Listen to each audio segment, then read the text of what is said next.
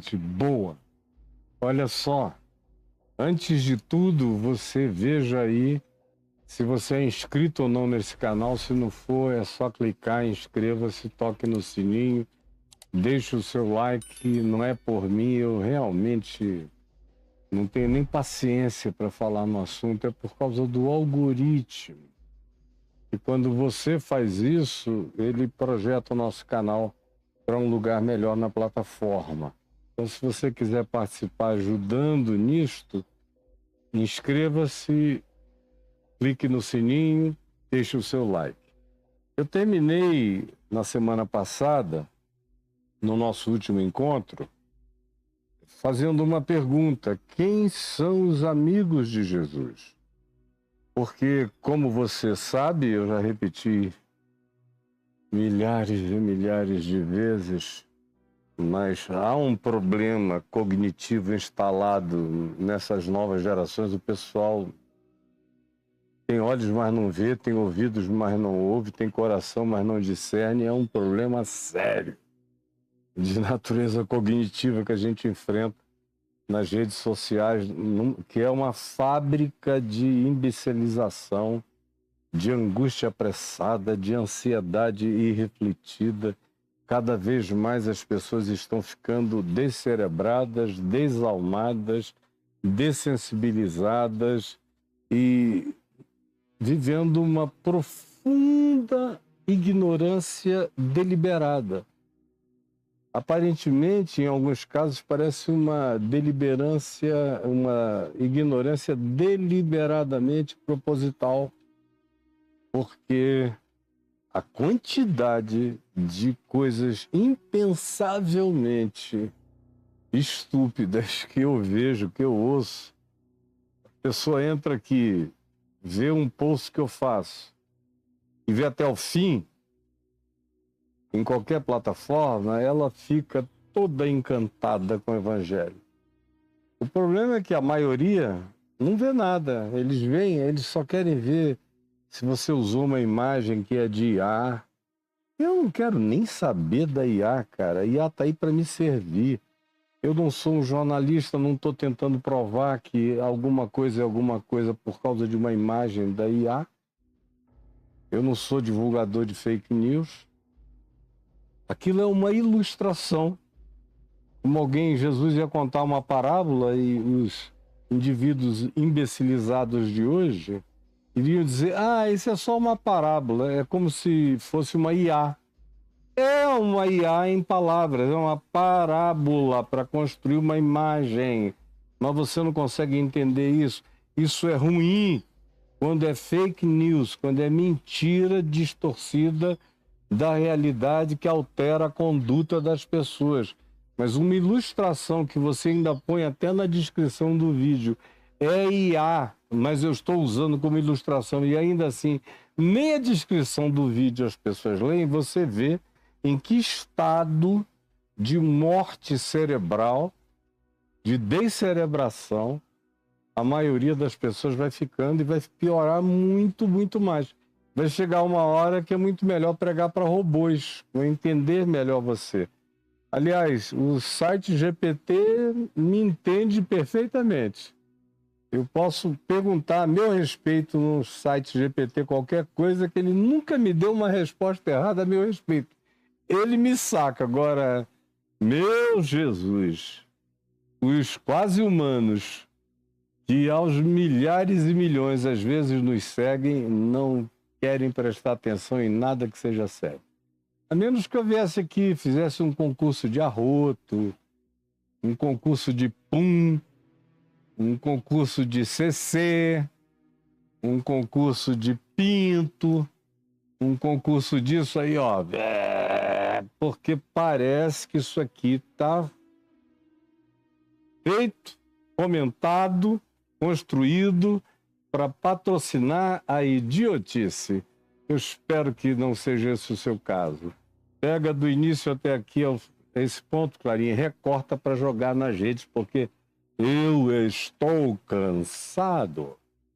Olha só, nós estamos aqui falando sério com quem gosta de coisa séria, numa plataforma séria, aonde quem vem não vem com pressa, porque se o teu caso é pressa, nem vem aqui, porque eu não estou com pressa e estou preferindo ter pouca gente, sem pressa, mas que compreenda e reproduza com consciência, do que milhões de apressados que ficam 5 segundos, vão embora falando que não entenderam. Ninguém entende nada em 5 segundos. Pois bem, na nossa última reunião, eu fiz essa pergunta: quem são os amigos de Jesus? Porque no verso 14 do capítulo 15 aqui de João, nesse parêntese que eu abri em Mateus 16, vou fechar quando a gente chegar aqui em João, no fim do capítulo 17, início do 18, a gente volta para Mateus para encerrar os nossos 10 anos e 10 meses de comentário até aqui, na sequência de Mateus, usando Marcos, Lucas e João, quando eventualmente são necessários para acrescentar alguma coisa que em Mateus estava faltando. Aqui no verso 14 de João 15 diz: vós sois meus amigos se fazeis o que vos mando. Aí eu dei uma explicadinha dizendo: isto vos mando, que vos ameis uns aos outros. E Jesus deixou claro que o amigo dele é aquele que ama minimamente aqueles que são também amigos de Jesus. Minimamente. Isso é coisa pequena. É coisa ainda para criança espiritual. Como Jesus disse, se vocês amarem apenas aqueles que também amam vocês e gostam de vocês e tratam vocês bem, o que vocês estão fazendo demais? Até qualquer um anormal no mundo inteiro, preferencialmente, trata bem aqueles que demonstram afinidade e proposta de alegria no encontro, de fraternidade, de identificação nas mesmas pautas, ideologias, assuntos, temas, religião e outras coisas mais. Qualquer um faz. Jesus disse: eu estou chamando vocês, quem me acompanha aqui em Mateus, viu que lá no capítulo 5 de Mateus, ele disse: eu estou chamando vocês para ultrapassarem a justiça dos escribas, a justiça dos fariseus, dos religiosos e dos pagãos. Porque em qualquer lugar da terra, até os gentios tratam bem aqueles que a eles tratam bem também. Então, nada demais até aqui. Mas Jesus diz: vós sois meus amigos, se fazeis o que eu vos mando. E o que eu mando é que vocês se amem uns aos outros. E eu disse na semana passada que esse amar uns aos outros começa em círculos concêntricos. A gente começa a amar em relação àqueles que a gente gosta, com quem a gente tem afinidade: marido, mulher, filhos, pais, parentes, colegas, companheiros, gente que gosta das coisas que a gente gosta e que é gostável aos nossos sentidos. E começar minimamente de algum lugar. E o lugar onde se começa é esse lugar ridiculamente óbvio. Porque se você não gosta nem de quem gosta de você e trata bem a você, nada que um suicídio não resolva. É sinal de que você tá ruim demais, minha filha. Tá horroroso. Nem sendo bem tratado, bem tratada, você baixa a guarda, então a coisa tá horrorosa na sua alma e para o seu lado. Jesus começa do começo. Ele diz: olha, o meu mandamento é esse, que vos ameis uns aos outros como eu vos amei. Assim também eu vos mando que vos ameis uns aos outros. Comece aí nesse uns aos outros. E esses uns aos outros são aqueles que andam comigo, estão mais perto de mim, comungam da mesma consciência de fé. Isso aqui é fácil. Sentar numa mesa com essas pessoas que gostam de mim, que são legais comigo. Agora, começa a ficar diferente quando você aprende a tolerar, e às vezes, mais do que tolerar, você começa até a apreciar o contraditório inteligente o contraditório proposto com civilidade, com educação, o contraditório estabelecido com a devida reverência, respeito, dialogabilidade, o que dá a você a ocasião de dar um passo para além do óbvio, que é gostar de quem gosta da gente, quem faz tudo igual a gente, quem é como a gente é. Isso aí é bobagem. Aí a gente começa a crescer tanto mais quanto a gente se desenvolva no caráter, na atitude, no coração, na arte da apreciação humana. Até mesmo quando você chega naquele ponto em que o outro é o antagonista total. Como eu tenho seres que, para mim, eles nem me conhecem, mas que eu os vejo como antagonistas absolutos de tudo que eu creio, prego, ensino e vivo. Mas eles estão lá do outro lado do mundo, não sabem nem quem eu sou, eu sei deles. Tem outros que sabem de mim também. E eu observo, vejo como eles são, fazem e tudo mais. Não me preocupo em como é que eles me veem, me imaginam, pensam a meu respeito. Se são hostis são. Mas mesmo esses, eu frequentemente presto atenção no que eles dizem porque eu quero entendê-los. E as pessoas não falam só com palavras. Elas falam com movimentos, elas falam com gestos, com olhares, com arregalamentos, ou com franzir de testas, ou com tons de voz, ou com melodia acolhedora, ou esgarçantemente cortante e hostil e beligerante. Enfim, tem mil coisas que falam para além das palavras. E aí eu gosto de observar o estado mental, eu gosto de imaginar, saber e tentar concatenar o que pode estar por trás das pulsões de antagonismo raivoso dessas criaturas, muitas vezes, para o meu gosto, desumanas, algumas até inumanas. Outras não têm uma gota de verdade nelas mesmas. Tudo que elas dizem é mentira. E tudo que elas apreciam é estupidez. Mas eu presto atenção.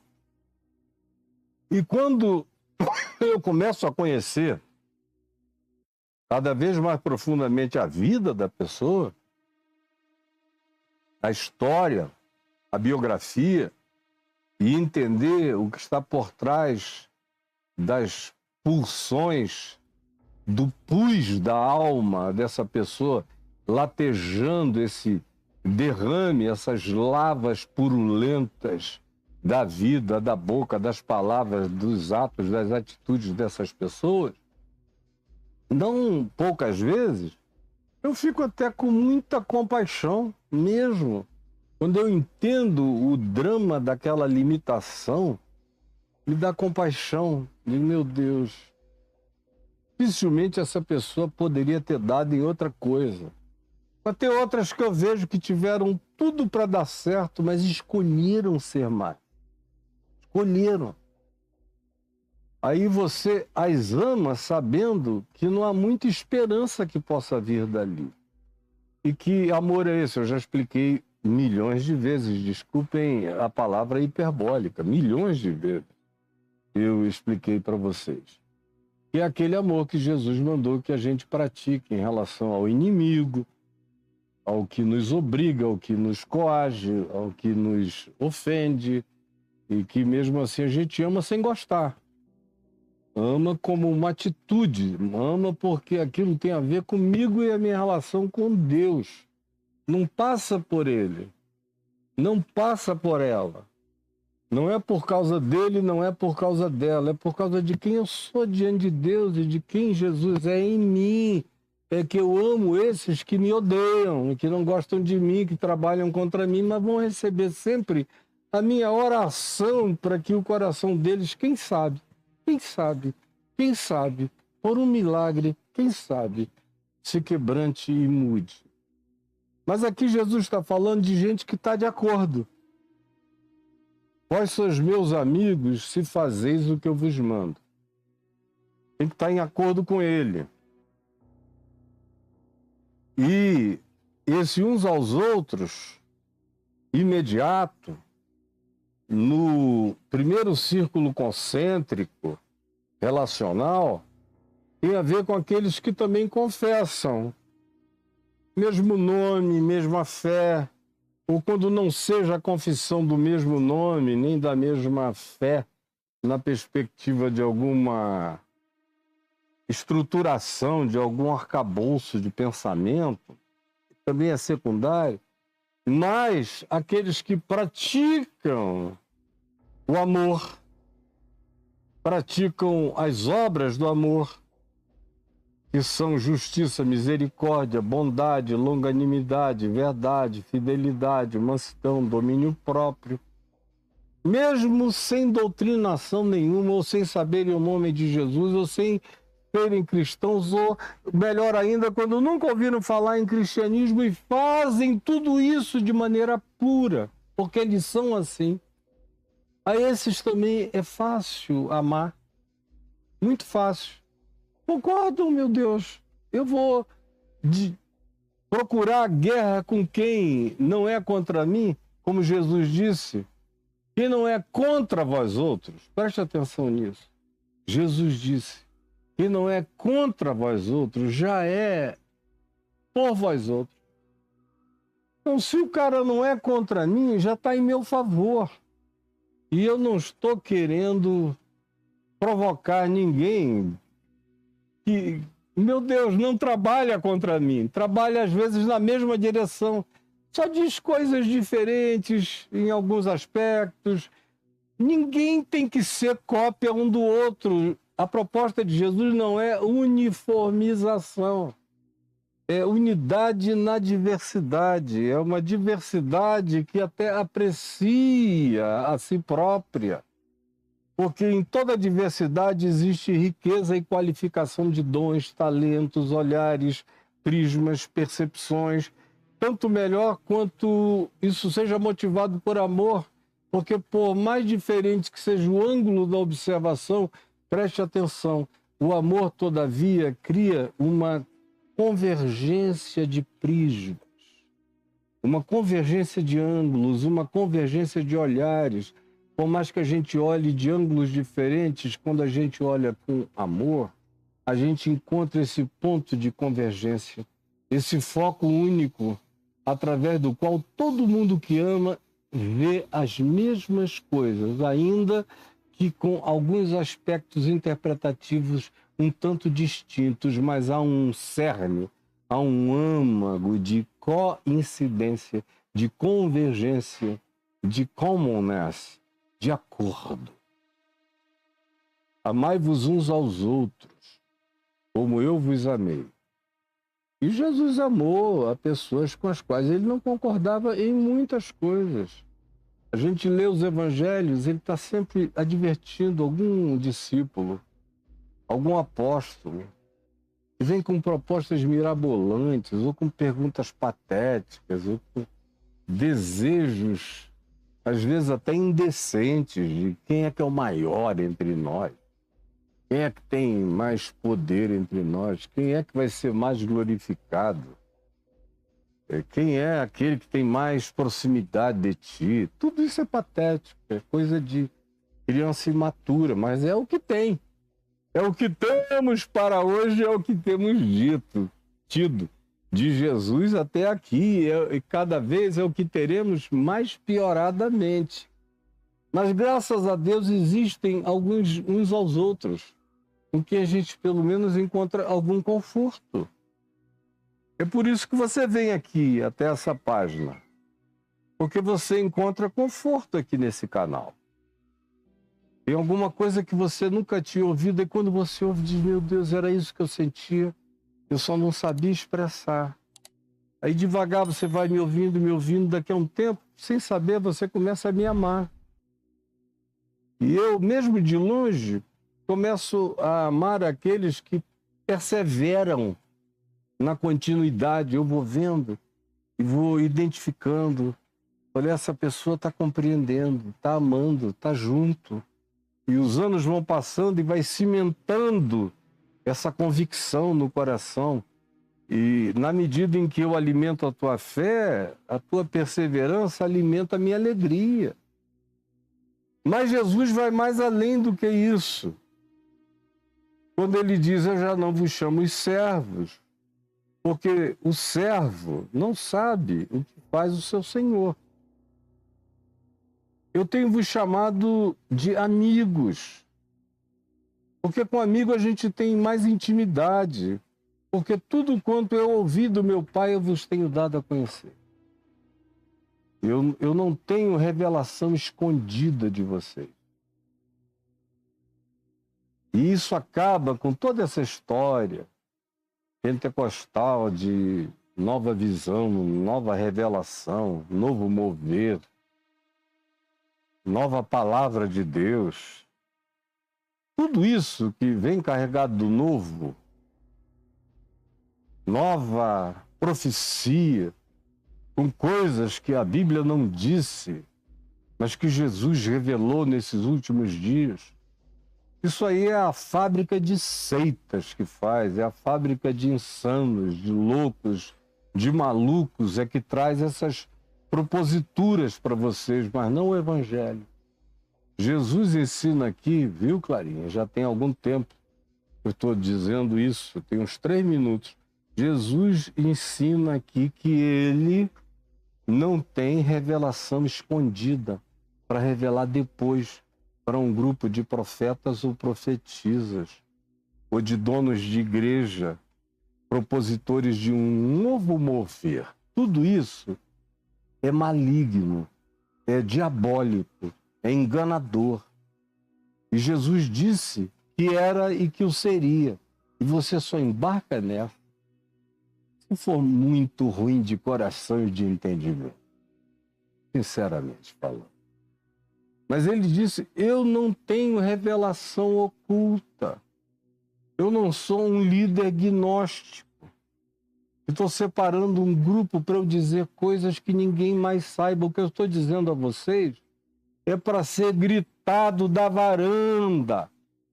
É para ser proclamado do telhado.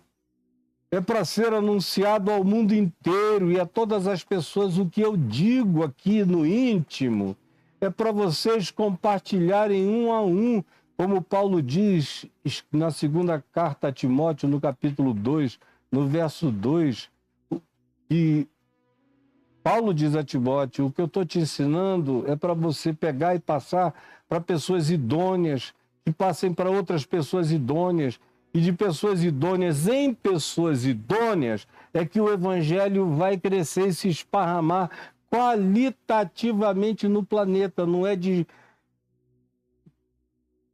vendedor de carro usado, enganador, que te vende um carro com peça faltando, não.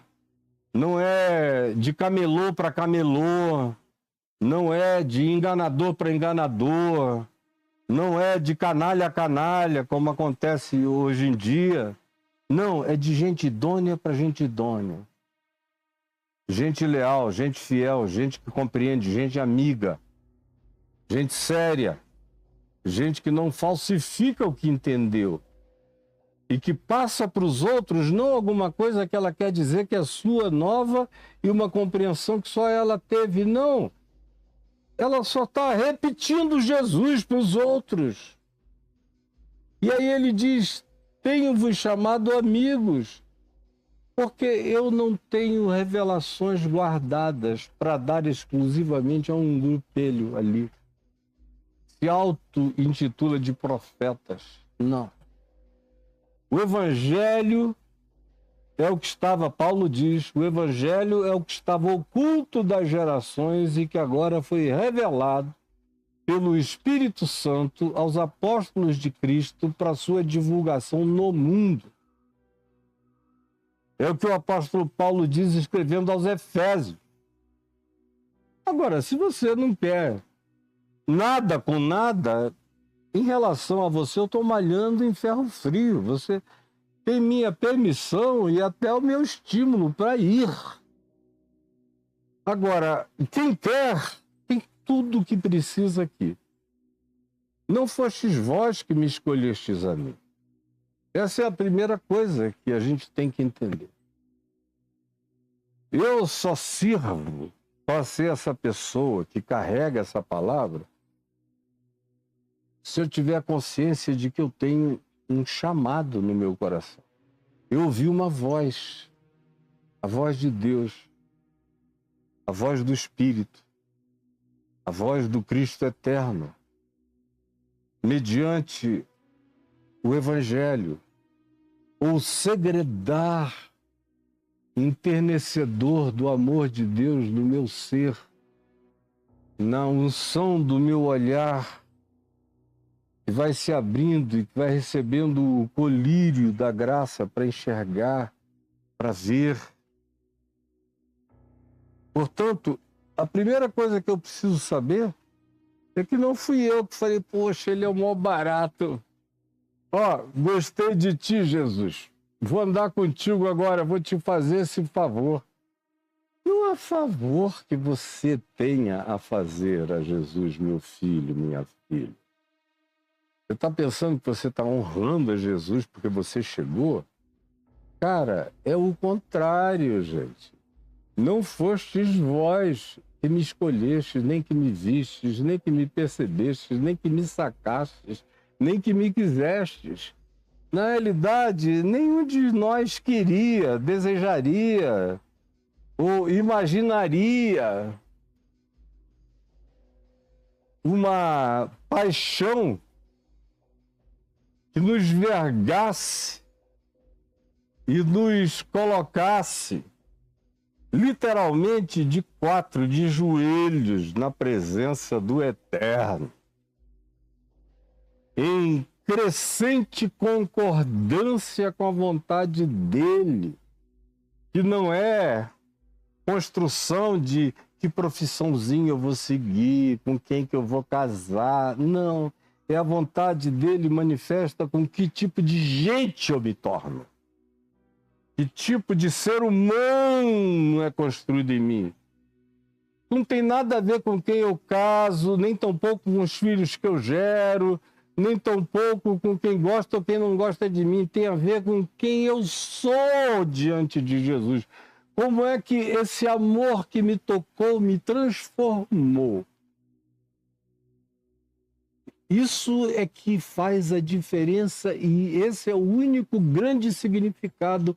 Tem a ver com quem eu me tornei diante de Deus e para mim mesmo, e o que eu manifesto de Deus, de Cristo no mundo. Sendo eu amado ou sendo eu desamado, tanto faz, desde que o amor de Cristo não seja falsificado por nenhuma hipocrisia na minha vida, ao contrário, seja expressão de sinceridade plena de mim. Porque não fui eu quem o escolhi a ele, mas foi ele que me escolheu a mim. Ele disse, pelo contrário, eu vos escolhi a vós outros. E aqui, obviamente, ele está falando de maneira inicial daquele grupo de 12. Ele chamou lá na Galiléia, a maior parte deles ali, nos arredores. E os outros todos que foram chegando, as mulheres que a ele se achegaram, há muitos outros discípulos que, não sendo apóstolos, todavia se fizeram discípulos, aceitaram a disciplina do Evangelho, o ensino do Evangelho, o caminho do Evangelho, aceitaram a consciência de Cristo como palavra de Deus para si mesmos. Esses são aqueles que fazem o que ele manda. E os que fazem o que ele manda sem ser por tortura, nem por medo de nada, é porque o amaram. Porque ele nos amou primeiro. Tudo nasce do amor, continua no amor e só tem validade se for praticado em amor. Do contrário, como diz Paulo em 1 Coríntios 13, nada aproveitará, coisa nenhuma. Nem as mais bonitas que a gente possa exteriormente produzir não tem valor nenhum se não for fruto da consciência do amor em mim. Não fostes vós que me escolhestes a mim, pelo contrário, eu vos escolhi a vós outros e vos designei. O primeiro eu sei que fui chamado, o segundo eu sei que eu fui designado. Eu tenho uma designação na terra. Eu sei qual é a minha. E no meu caso, todas as minhas designações convergiram para uma só. No meu caso particular, eu não sou exemplo para ninguém, mas no meu caso, eu fui designado para ser exclusivamente um ente de proclamação do Evangelho. Nem todo mundo é necessariamente assim como eu me tornei desde o início, desde os 18 anos. Eu ia ser arquiteto. Eu já tinha até aberto uma firma de construção e arquitetura. Bem novo, eu comecei a me virar, a trabalhar, a dar conta de mim. E eu e um amigo chamado Raimundo Nonato abrimos lá em Manaus uma firma de construção, inicialmente de acréscimos de obras, ou de construção de um andar só. Nós ainda estávamos terminando o curso de edificações. Depois eu ia fazer a faculdade de arquitetura, o que para mim ia ser muito fácil, porque construir, eu nasci construindo, acompanhando meu pai, ajudando em construção, em obra. Construir, sinceramente, para mim, sempre foi uma moleza. E a arquitetura é que eu gostava de dar formas, gostava da projeção estética dos meus pensamentos, transformar aquilo em casa, residência, sítio, morada, aconchego para as pessoas, me dava muito prazer. Aí o Evangelho, bum, pá, explodiu dentro de mim e acabou tudo. É porque eu não podia mais ser, não, é que eu não conseguia mais ser outra coisa senão só isso. E aí eu me tornei só isso. Faz 52 anos que eu me tornei só isso. Eu escrevo, são quase 200 livros sobre o Evangelho. Se eu falo, é o Evangelho. Se me pedem para fazer uma palestra, eu posso começar do tema que começar. Me dê qualquer tema, nenhum tema me assusta ou me é estranho. Mas eu vou concluir no Evangelho, que é onde, para mim, a vida encontra a sua conclusão absoluta, a sua síntese perfeita. É em Cristo, é no Evangelho, é nessa convergência. Agora, essa foi a minha designação. Como foi a designação desses apóstolos aqui? A maioria deles, ou todos eles, largou tudo que fazia antes, foi fazer só isso. Paulo largou tudo que fazia antes, foi fazer só isso, exceto quando ele não tinha sustento. Porque ele nunca viveu completamente garantido. Ele sempre viveu sem saber de onde vinha o sustento. Quando ele encontrava numa cidade gente generosa, amiga, carinhosa e meiga, e compreensiva e feliz pelo que estava compreendendo e ouvindo, e que o sustentavam para continuar essa designação de exclusivamente pregar e ensinar a palavra do Evangelho, para ele estava muito bom. Quando ele não tinha isso, ele tinha uma profissão, ele fazia tendas. Enquanto ele fazia as tendas, ele ensinava a quem sentava ao lado dele. Quando ele terminava uma tenda, ele falava na entrega, na montagem da tenda. E quando ele ganhava o dinheiro daquela tenda, ele tinha um recurso para alguns meses de liberdade só para cumprir a designação plena dele, que era pregar, ensinar, edificar, exortar, admoestar, curar, ajudar, aconchegar, acolher, conforme alguém que carregue a designação de Jesus e que tenha felicidade nessa amizade celestial que me designou para ser um Cristo de Deus na terra enquanto eu vou, enquanto eu vivo. Não fostes vós que que me escolhestes a mim. Pelo contrário, eu vos escolhi a vós outros e vos designei para que vades e deis fruto, e o vosso fruto permaneça. Permaneça. Outro dia eu fiquei sabendo aí desse rapaz, que eu não sei nem como é que ele se intitula. É um assim, malhadinho, tipo Mamãe Tô Fortinho, que anda com umas calças bem apertadinhas, e às vezes ele incorpora. Outro dia eu vi incorporando o pai de uma menina lá no culto, na igreja dele. Aí ele disse: "Ô, minha filha, sou eu que estou aqui falando com você."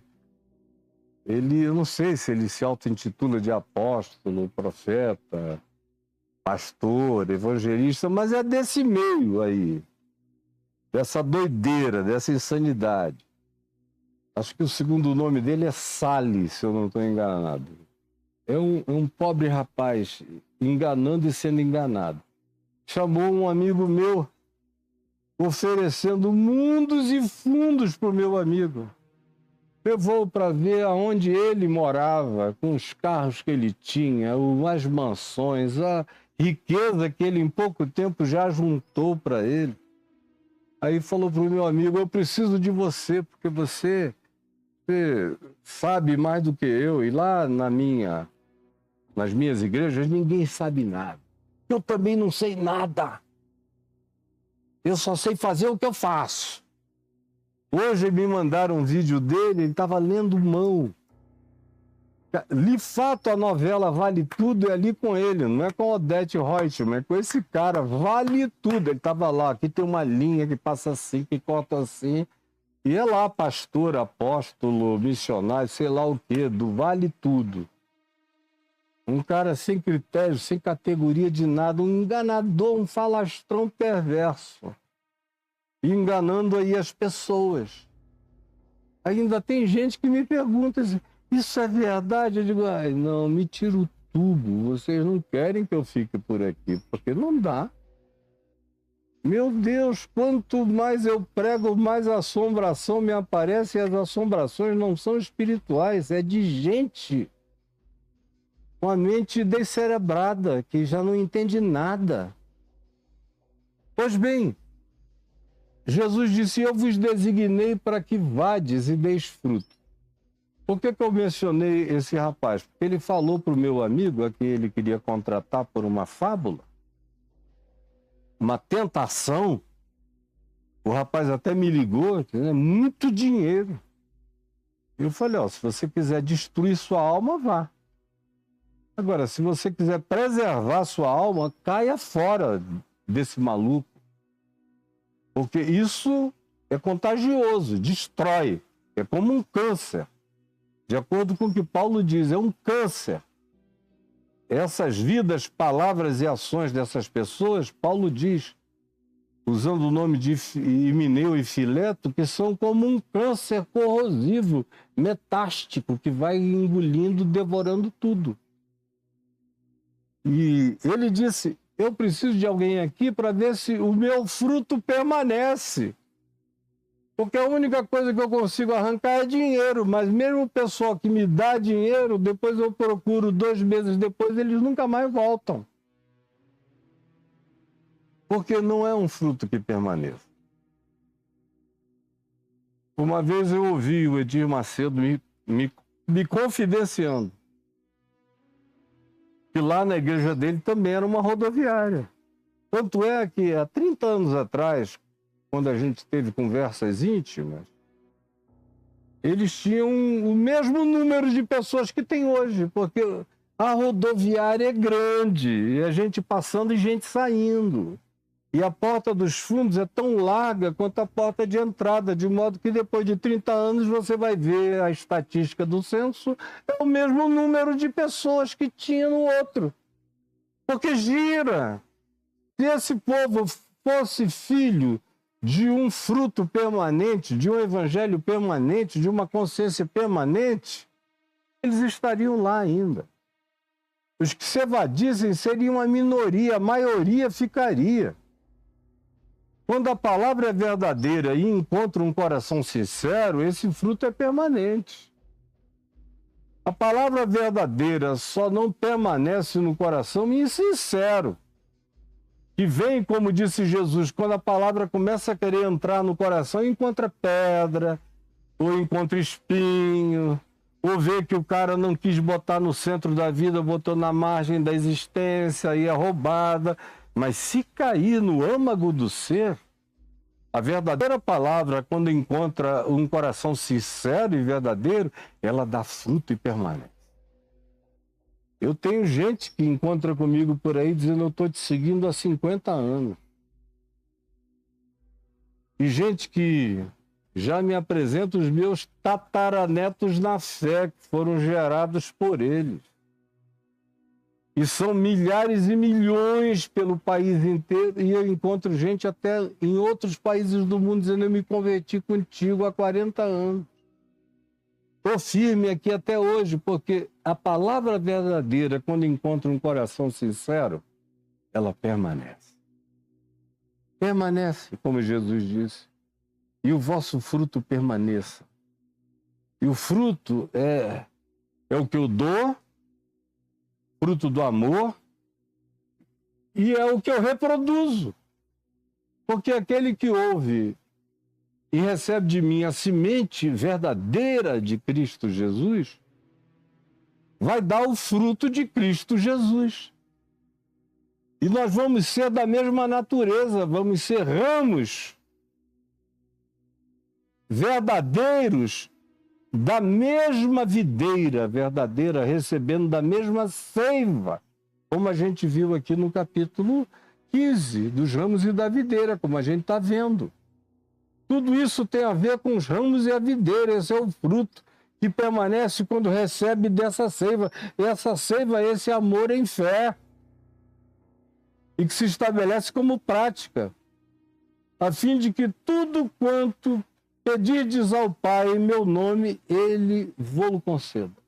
Eu acho tão interessante como Jesus o tempo todo enfatiza o fato de que o que fortalece continuamente a crescência da nossa fé, o crescimento da graça de Deus em nós, é a nossa experiência com a intimidade pela via da oração. A gente pede, o Pai concede, a gente pede, o Pai concede. Porque a gente não pede besteira, eu não peço. Eu nunca disse: Senhor, faze-me rico, ficar rico. Eu peço o pão nosso de cada dia. Eu peço para ter o suprimento que eu preciso, e qualquer coisa que venha a mais do que o que eu preciso, eu compartilho. Eu ponho de volta no fluxo do rio da vida. Eu lanço o meu pão sobre as águas para que ele me surpreenda daqui a muitos dias e volte para mim como um peixe rico, gordo, cheio de ômega 3 que eu preciso. Mas eu como o pão e jogo o que sobra no rio da vida. Alimento o ciclo da vida que volta, faz voltar tudo para mim. Essa é a sabedoria de ser, que nenhum coach vai querer que você pratique, porque não dá para cobrar por isso. Isso é um ensino de vida. E é de graça. E é isso que muda tudo, no médio e no longo prazo. É isso que permanece, é isso que fica. E isso tem um selo, que é a resposta à oração. Eu oro e vejo a resposta de Deus às minhas orações o tempo todo. Eu oro para pessoas que mudam. Quando não mudam na hora, mudam depois. E chegam surpresas com o que mudaram e me encontram feliz com a mudança, embora não surpreso, porque era o que eu estava pedindo. Eu oro por situações, às vezes de natureza política mundial, e as coisas não acontecem na mesma hora, mas não raramente acontecem para além do que você pedia e pensava, e acontece. E o pessoal fica pensando que foram só as conversações daqui e dali, não sabem se não fosse o sonho que um cara teve, um pesadelo que despertou o outro, o incômodo que a mulher dele causou repetindo o mesmo assunto todo dia, nem ela mesma sabe por que está tão obstinada com aquele tema, dizendo faz isso, para com essa outra história, realize isso aqui, senão a gente vai se dar mal. O conjunto das orações produz aquilo que só pela fé você se apropria. Curas divinas, graças de Deus, graças de Deus. Esses dias mesmo eu estava me lembrando de um desconforto que eu particularmente estava com ele já há um tempão, me azucrinando a vida. E eu cheguei em Cafarnaum com a minha mulher e um grupo de umas 60, 70 pessoas, e aquilo me perturbando horrivelmente. E sempre que eu chego em Cafarnaum, há muitas décadas que eu vou lá, e tantas vezes, meu Deus, eu deito sempre embaixo da mesma árvore, no mesmo banco, e tiro um cochilo de uma meia hora. Rápido, eu durmo rápido. Quem me conhece sabe que se eu encostar aqui e eu me desligo com uma rapidez tão grande, durmo. Durmo encostado, durmo até em pé, se tiver onde eu me apoio. Eu durmo. E eu induzo meu sono com muita facilidade. E naquele dia, aquela perturbação, falei, Jesus, me deixa dormir. Eu dormi. E no meu sono, eu sonhei que a Adriana estava com as mãos em cima de mim, passando em cima de mim. E aquilo estava sendo curado em mim, no meu corpo todo. Meia hora depois, ela me acordou porque o grupo tinha voltado da visita à cidade. Eu já não faço mais essas visitas, eu só, quando eles voltam da visita, eu falo uma geral e aplico coisas do Evangelho. Então, ela veio e disse, o grupo terminou, está todo mundo te esperando. Eu voltei, comecei a falar, quando eu terminei, que eu procurei o desconforto, ele tinha sumido, eu fiquei quieto, calado, no meu coração pedindo a Deus que confirmasse aquilo. Eu não sabia de onde tinha vindo, mas que tivera, com certeza viera dele. Aí depois, quando estávamos só eu e a Adriana, ela falou, como é que tá o desconforto? Aí eu falei, meu amor, enquanto eu dormia, passou. E eu sonhei que tinha um copo de cristal com água cristalina para eu beber, e sonhei que você estava com a mão passando assim em cima de mim, sem me tocar. Aí ela ficou rindo e falou, com exceção do copo, eu estava lá, eu fiquei, enquanto você dormia, eu fiquei com a mão aqui em cima orando, pedindo a Deus que te sarasse desse negócio horroroso que está te perturbando tanto. E nunca mais voltou. Na mesma hora. Quantas pessoas que chegam com uma angústia sem tamanho, com problemas horrorosos, e você fala com o Pai. Elas ficam pensando que você vai fazer uma prosopopeia. Enquanto elas estão falando, eu às vezes nem espero elas terminarem, eu já começo a orar. Senhor, eu estou ouvindo o que tu ouves, eu estou sendo informado do que tu sabes. Então aí a pessoa vai parando de falar e eu oro. Quando acaba, não raramente a pessoa sai, daqui a pouco me liga ou me escreve, eu digo qualquer coisa. Meu Deus, o que aconteceu? Eu cheguei aqui, estava tudo diferente, tudo alterado. Digo, mas a gente não orou? É que a maioria absoluta ora só por orar, não crê que vai receber nada, porque não tem essa confiança de amizade. Oração decorre de uma confiança de amizade. Você está ouvindo, Cláudio? Oração decorre de uma confiança de amizade. Como Jesus diz, que a oração acontece e traz como resposta do Pai essa confiança da nossa amizade com Deus. Não fostes vós que me escolhestes a mim, pelo contrário, eu vos escolhi a vós outros e vos designei para que vades e deis fruto, e o vosso fruto permaneça, e tudo, a fim de que tudo quanto pedirdes ao meu Pai, em meu nome, Ele vô-lo conceda. Nessa afinação, nessa harmonização entre a manifestação da vontade do Pai no Filho, que é o Evangelho. O Evangelho é o cumprimento da vontade do Pai na encarnação, na vida, nas práticas do Filho. E o meu discipulado, a minha amizade com Jesus, decorre de eu fazer o que Ele nos manda. E Ele diz, eu não estou mandando a vocês nada esotérico ou secreto. Eu não tenho revelações secretas. Tudo quanto eu ouvi do meu Pai vos tenho dado a conhecer. E vocês são meus amigos se fazeis o que eu vos mando.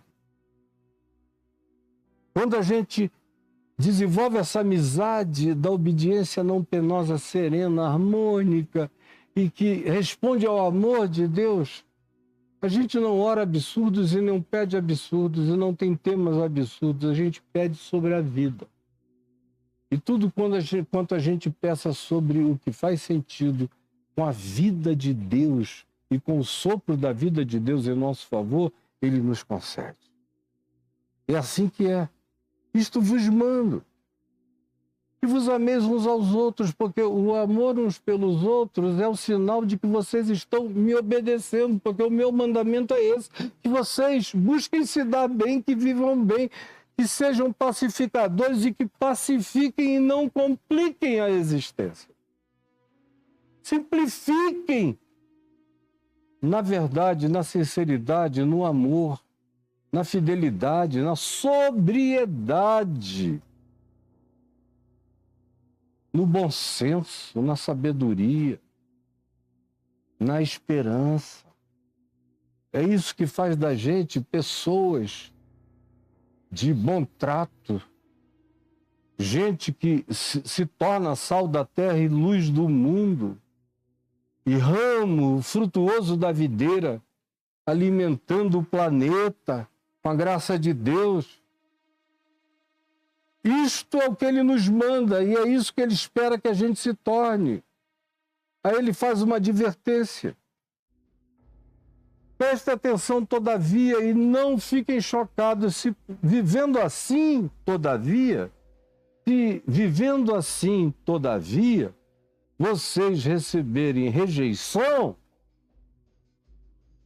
se na prática do amor e sendo amigos de Jesus, nas práticas da vida em graça, em misericórdia, em compaixão, em verdade, em justiça, em tratabilidade de uns para com os outros, ainda assim vocês vierem a ser odiados, não se assustem. Olhem para mim. Jesus está dizendo, olhem para mim. A quem que eu fiz mal? A quem eu amaldiçoei? A quem eu espanquei? Acerca de quem eu menti? De onde procedeu o engano para comigo? Quando eu fiz uma promessa que eu não tenha realizado? O que é que eu realizei de antagonismo contra qualquer seres humanos? Vocês vêm andando comigo há 3 anos e meio, me digam. E ainda assim, vocês não veem como eu sou odiado? Odiado pelos líderes da religião, pelos teólogos da religião, pelos acadêmicos da religião, pelos puritanos da religião, pelos fanáticos da religião. Odiado, sobretudo, por aqueles que são da religião, que os romanos não demonstraram me odiar. Os que são de outros deuses não demonstraram nunca me odiar. Eles vêm me ouvir e nunca levantaram a mão querendo antagonizar comigo. Eles saem felizes com o que ouviram. Agora, onde é que eu sou odiado? É nesse ponto onde você faz o bem e recebe ódio, é que você identifica a capital do mundo. E aqui para Jesus, preste atenção, a capital do mundo é a religião para Jesus. A capital do mundo, do que Jesus chama de mundo no Evangelho, é a religião. A capital é o templo. Os líderes do mundo são os líderes religiosos. Os executores dos líderes religiosos são os fanáticos religiosos. E os perseguidores são aqueles que Paulo chama de cães, que vivem farejando graça de Deus para irem tentar morder e comer você vivo onde quer que você esteja. Agora, o que foi ensinado a você é que o mundo é tudo o que existe fora daquela caixinha que você chama, aquela caixa de tijolos que você chama de igreja. A isso você chama de mundo. Para Jesus, antes de tudo, enquanto o mundo estivesse também em Roma, enquanto o mundo estivesse também em tantas outras capitais e centros de poder, e também enquanto o mundo habite o coração de todo aquele que não ama, a capital existencial do mundo é o coração de todo mundo que odeia, que mente, que engana, que dissimula, que manipula, que sugestiona, que induz. É aí que é a capital do mundo. Onde quer que você encontre isso, você está lidando com o mundo. Sobretudo com mentira e ódio. Vaidade que busca, através de qualquer meio, através do vale tudo, atingir qualquer coisa. Aí é que é o lugar do mundo. E para Jesus, eu repito, para Jesus nos evangelhos, não tinha mundo mais poderoso do que aquele que habitava o templo de Jerusalém, o sacerdócio de Jerusalém, a academia, os escribas de Jerusalém, o fanatismo de Jerusalém. Não tinha nada que fosse mais mundo para Jesus nos evangelhos do que Jerusalém. Agora, vocês não conseguem entender nem aprender isso. Tem uma blindagem, tem um véu espesso na mente e no coração. É Jesus quem fala, está tudo dito aqui, mas vocês preferem me odiar e eu não sinto nada. Porque Jesus disse, é assim, isto vos mando. Agora saibam, se o mundo vos odeia, sabei que primeiro do que a vós outros, eles me odiaram a mim. E qual foi o mundo que odiou a Jesus aqui nos evangelhos?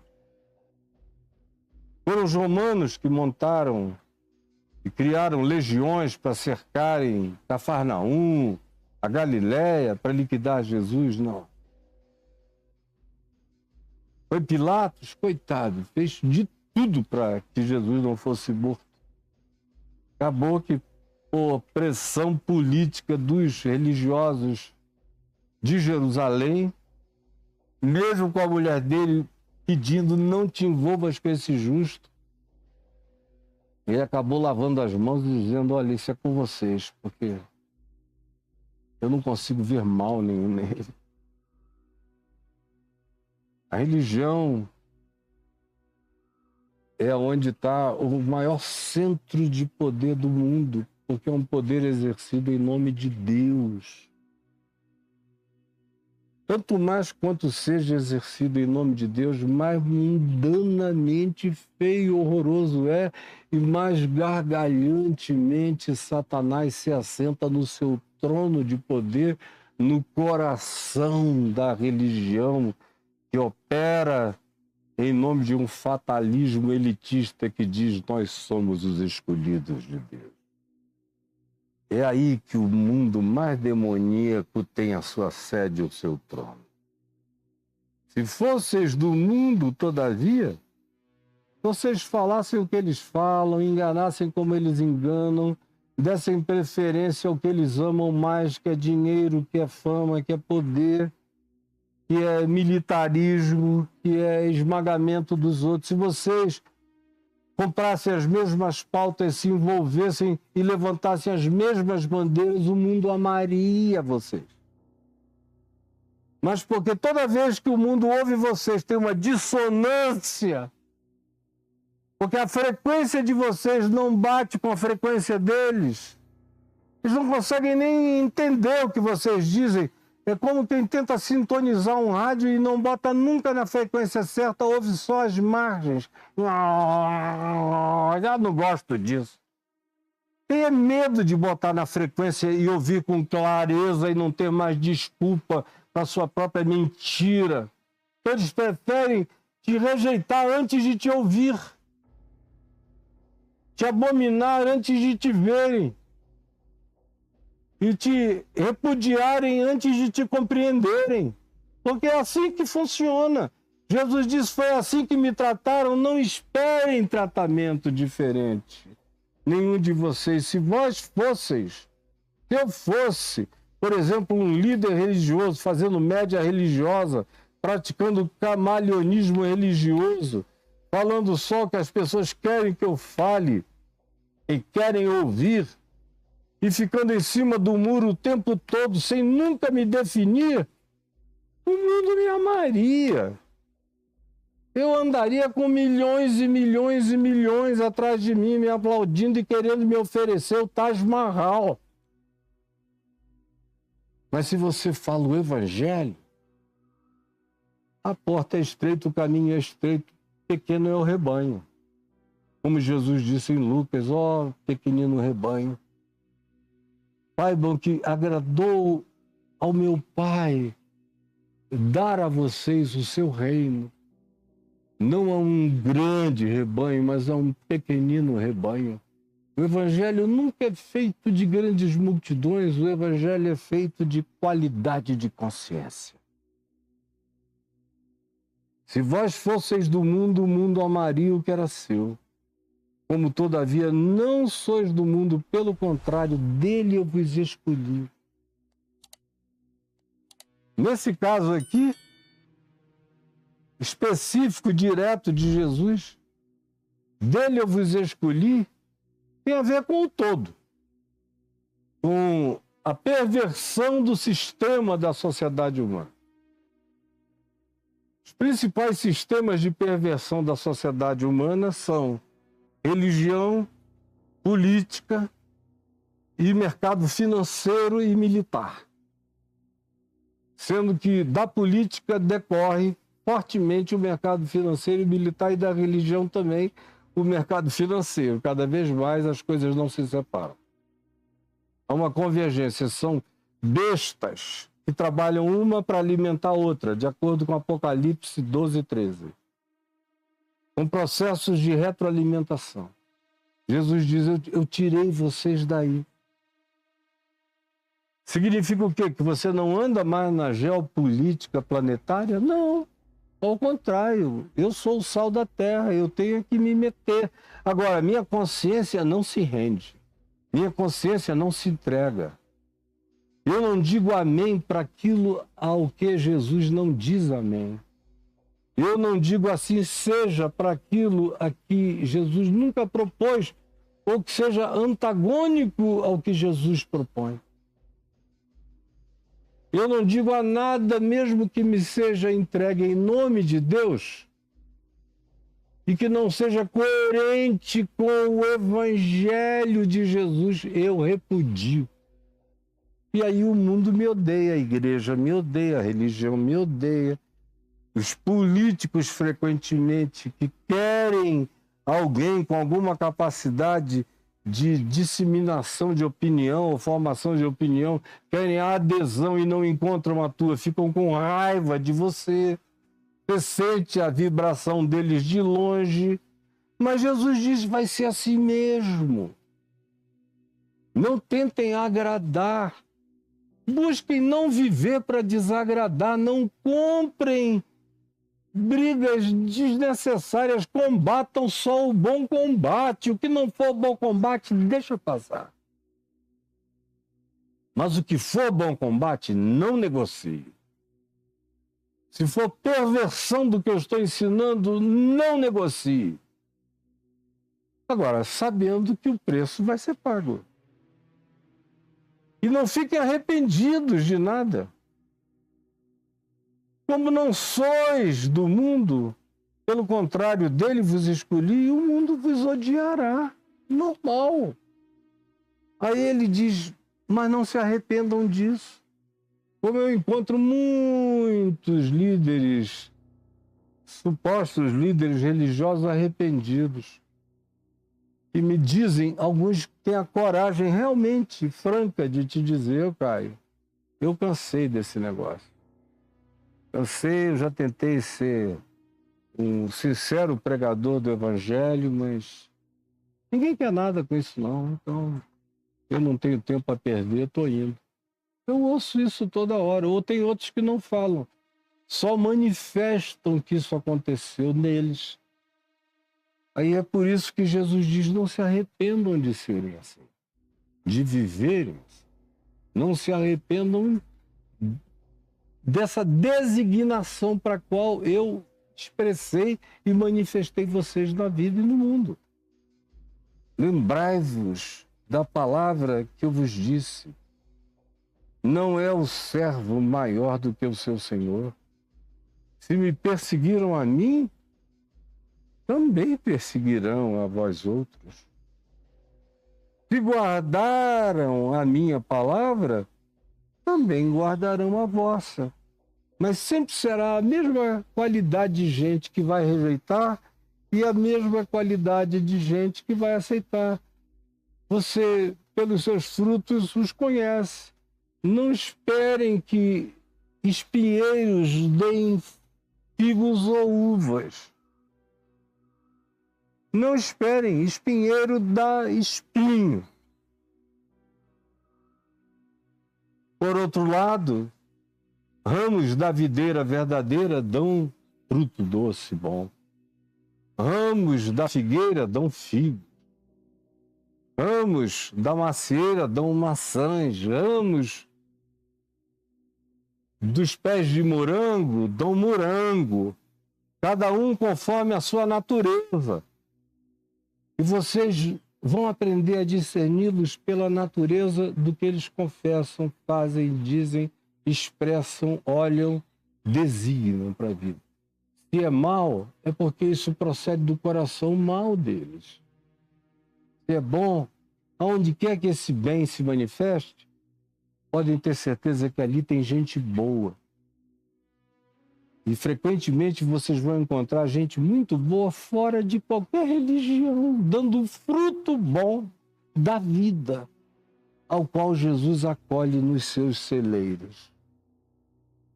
Mas isso a eternidade aguarda para nos revelar. Tudo isto, porém, vos farão por causa do meu nome, ou por causa do Evangelho. Não é o nome Jesus, é o conteúdo Jesus. O nome Jesus não significa nada, é o conteúdo Jesus, é o caráter Jesus, é a presença Jesus, é o ser de Jesus em mim e o meu ser Jesus no mundo é que provocam isso. Isso é viver por causa do nome dele, é ser a causa do nome dele. Porquanto não conhecem aquele que me enviou, por isso eles não me querem. Se eu não viera, não tivesse vindo, nem lhes houvera pregado, falado e ensinado, pecado não teriam, porque estariam na ignorância absoluta, na idiotice absoluta, sem informação.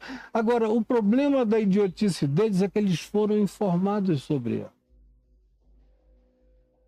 E aí o ignorante que recebe a informação perdeu a ignorância. O idiota que recebeu a sabedoria já não tem como mais se esconder isentamente e honestamente atrás da sua própria idiotice.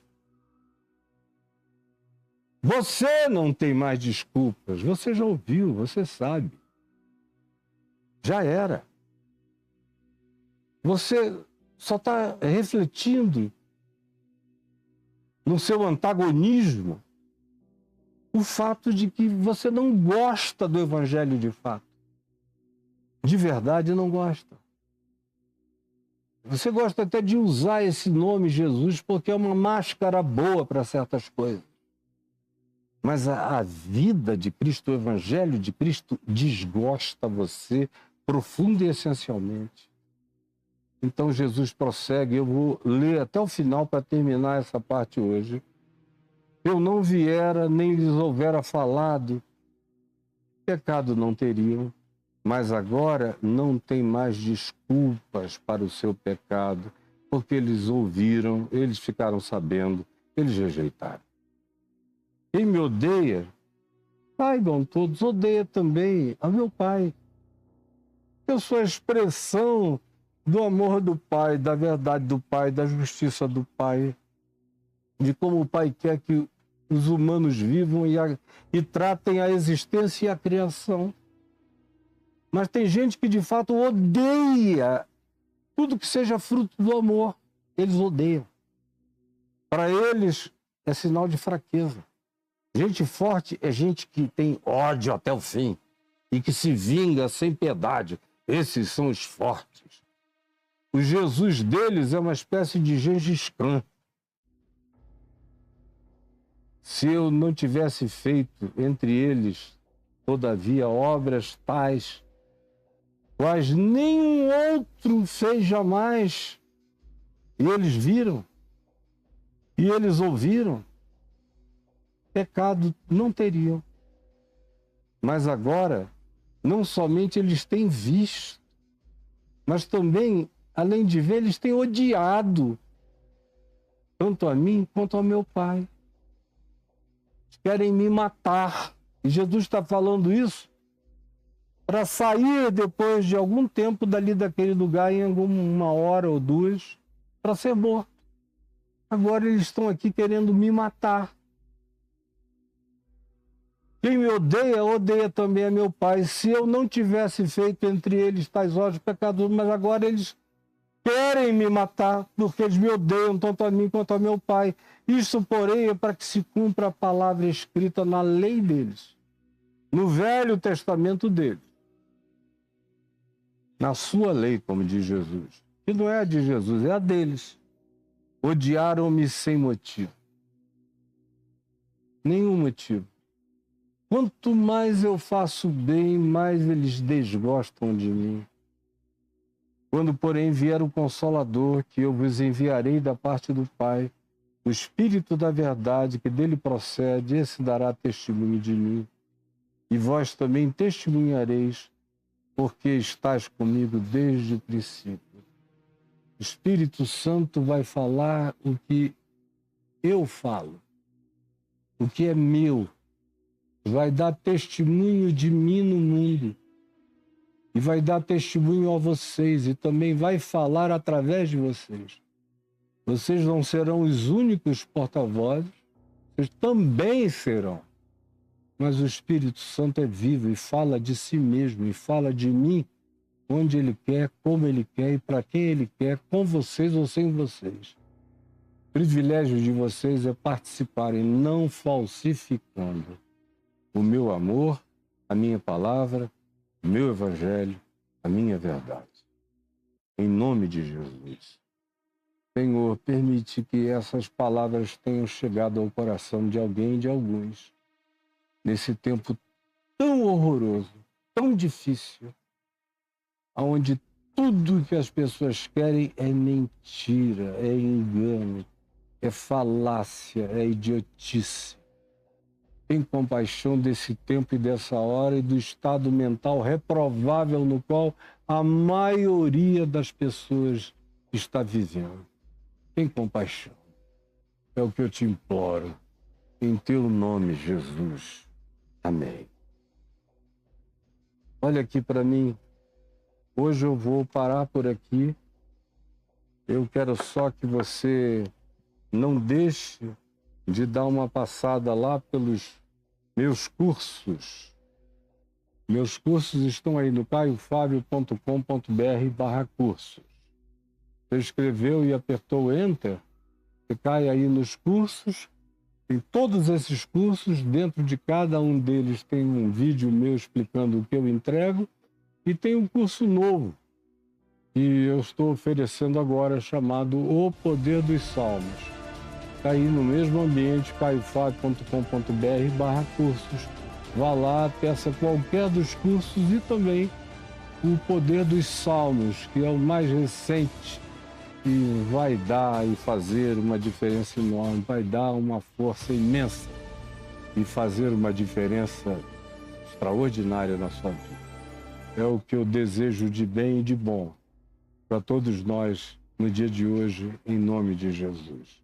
Amém e amém.